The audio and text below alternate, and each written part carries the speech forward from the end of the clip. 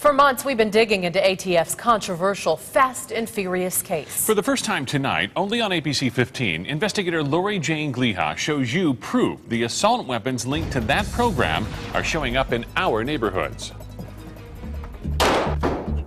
Endangered the American public.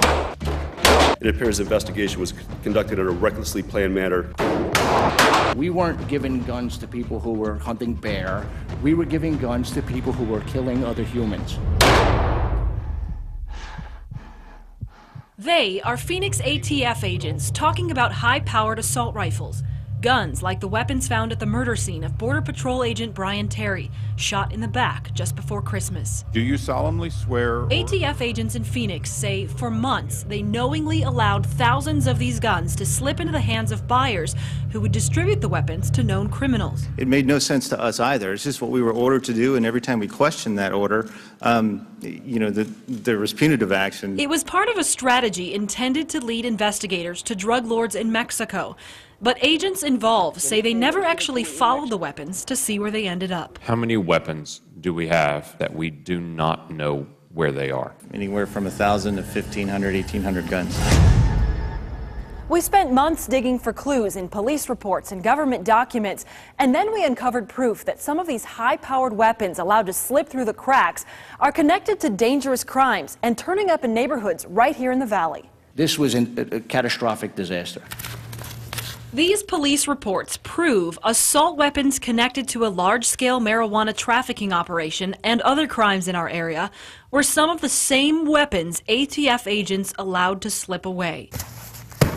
We sorted through police photographs and reports and identified serial numbers on the guns. Then we matched the serial numbers to official ATF documents. Guns connected to at least 2 Glendale cases and at least 2 Phoenix cases also appear on a sort of ATF watch list called the Suspect Gun Database. Dates printed on at least 3 ATF suspect gun summary documents prove agents allowed the suspicious gun sales months before those same weapons turned up at the Glendale and Phoenix crime scenes. And these reports show just days after a buyer under ATF surveillance purchased this weapon, it turned up in someone else's possession at the scene of a drug crime. I don't see how that happens. If they're aware of it, why are they not doing something about it, confiscating them before things like this happen in a neighborhood? Margaret Meyer's Glendale house is on the same street where police found several bales of marijuana and at least 1 high-powered rifle that slipped by the ATF. It's the same neighborhood near 73rd Avenue and Bethany Home Road where Kirsten Adams' children play. That's unsettling.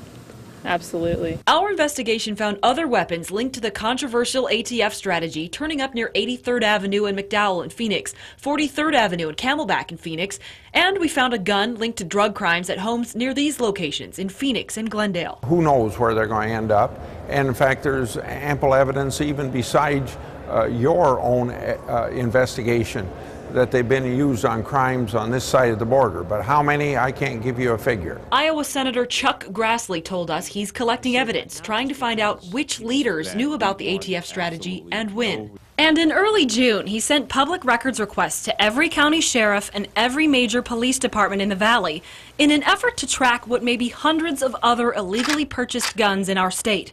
Weapons ATF agents say they knowingly let fall into the hands of criminals. With people like you down there in Arizona investigating this, and with Congressman Isa and this senator on the case, they know we aren't going to give up. I believe that these firearms will continue to turn up at crime scenes on both sides of the border for years to come. The ATF denied our Freedom of Information Act request for information about other weapons that have slipped through the cracks and have been linked to Valley crimes.